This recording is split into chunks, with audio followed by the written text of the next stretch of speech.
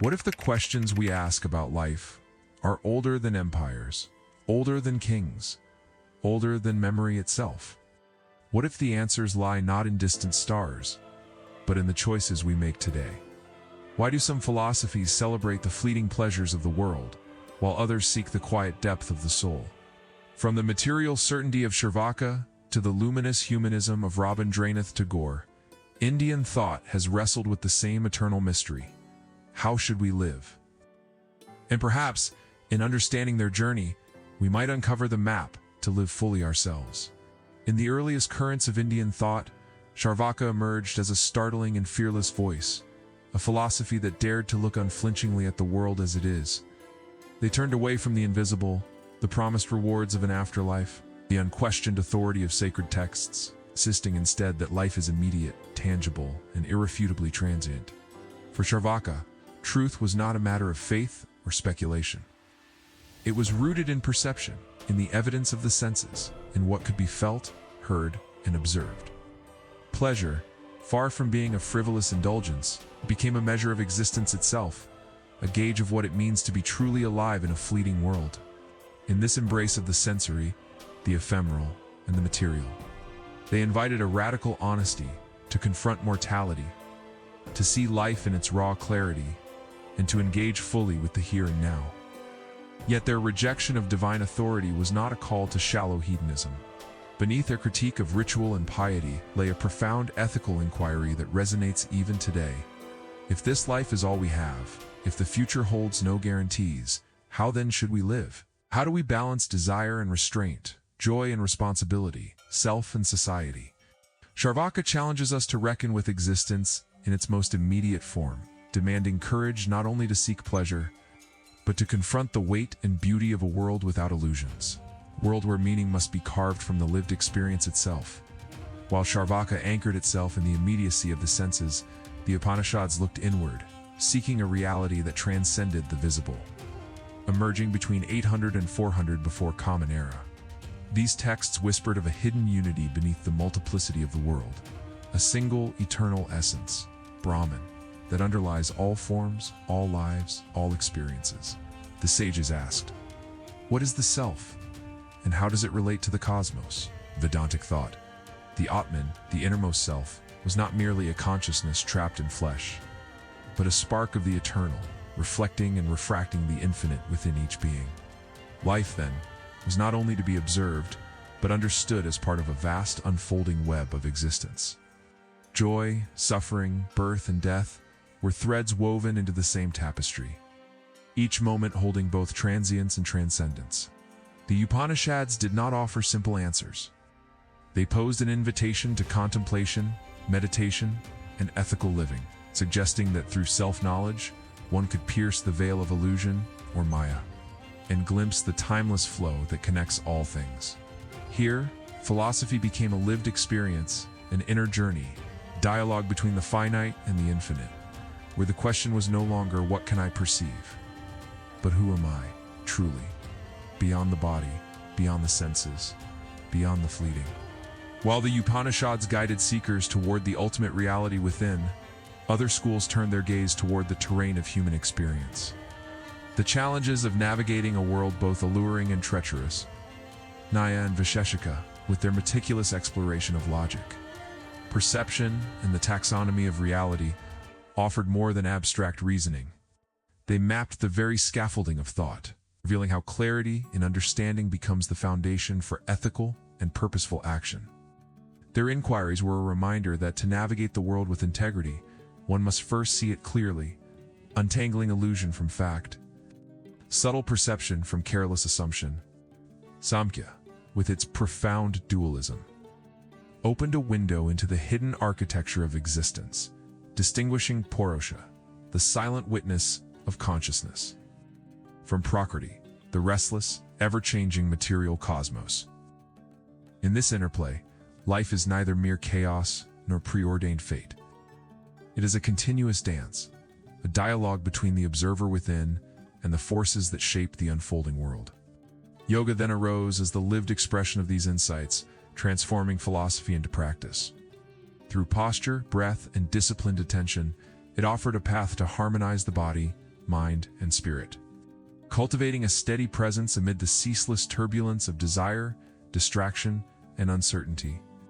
It taught that mastery is not domination over the world, but alignment with it, that self-awareness becomes a compass to guide action, and that the discipline of the inner life is inseparable from the art of living well in the outer world. Philosophy here became tangible, not abstract. It was a practice, a conversation with oneself, and the currents of existence. The question it posed was eternal. How can we act rightly in a world that lures us toward indulgence? How can the restless heart find equilibrium between yearning and restraint? These thinkers invited each individual to step into a path of clarity and balance, to cultivate self-mastery as both shield and compass, to discover that the art of living is inseparable from the art of knowing. Alongside these currents arose the liberating voices of Buddhism and Jainism, philosophies that sought to illuminate the path to freedom amid the turbulence of human desire and attachment. Gautama Buddha offered the middle path, a delicate balance between indulgence and extreme austerity, showing that liberation comes not from denial nor excess, but from awareness, ethical living, and deep insight into the nature of suffering. He taught that the mind, when trained with mindfulness, can untangle the knots of craving and aversion, revealing the possibility of inner peace, even in a world of impermanence. In parallel, Mahavira, the guiding force of Jain thought, revealed the profound consequences of our actions, emphasizing ahimsa, non-violence in thought, word, and deed. Every gesture, even the smallest, carries weight. Every life, no matter how humble, is interconnected. These teachings transcended personal salvation.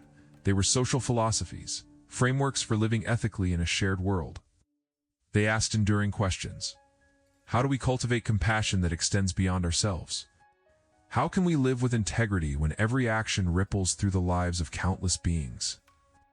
Buddhism and Jainism together expanded the scope of Indian thought, showing that freedom and virtue are inseparable, and that the cultivation of inner awareness is inseparably bound to the care of the world around us. Other traditions within Indian thought sought to weave together reason, ritual, and devotion into a coherent path for living. Mimamsa, with its meticulous attention to Vedic rituals and the precise performance of Dharma, it's taught that ethical order is not merely personal but cosmic. Morality sustains the very fabric of the universe, and disciplined action aligns the individual with the hidden rhythms of reality. Centuries later, the Bhakti movements arose as a revolutionary force, shifting focus from abstract speculation to the immediacy of love, devotion, and surrender to the divine, through songs, poetry, and simple acts of faith. Bhakti made profound philosophy accessible to all, transcending caste, scholarship, and social hierarchy, inviting the ordinary devotee into an intimate dialogue with the sacred. Philosophers such as Ramanuja bridged the worlds of reason and devotion, arguing that the soul does not attain liberation solely through abstract knowledge or ritual precision, but through an integrated practice of heartfelt surrender, ethical conduct, and alignment with the divine will. Across these centuries, Indian thought revealed its remarkable plurality. Life is not a single path, nor a choice between intellect and emotion, but a continuous interplay, a dialogue between discernment, feeling, and duty, each informing and elevating the other, inviting humans to live fully, consciously, and in harmony with both inner and outer worlds. Finally, Rabindranath Tagore brought a luminous, humanistic vision to the landscape of Indian philosophy, blending the wisdom of tradition with the sensibilities of a rapidly changing world. For Tagore, poetry, art, and music were not mere adornments of life. They were profound instruments for exploring consciousness, revealing the contours of the inner self and connecting the individual to the vastness of existence. He taught that joy, creativity, and social engagement are not distractions from the pursuit of wisdom, but essential expressions of it. To feel deeply, to imagine freely, to act compassionately, is itself a form of knowing. Life, in Tagore's view, unfolds as a cosmic dance, where the senses, the conscience, and the imagination move in synchrony, each rhythm informing the other. Pleasure and purpose, heart and mind, material and spiritual. These are not opposed, but interwoven threads of a single tapestry, where human experience itself becomes sacred.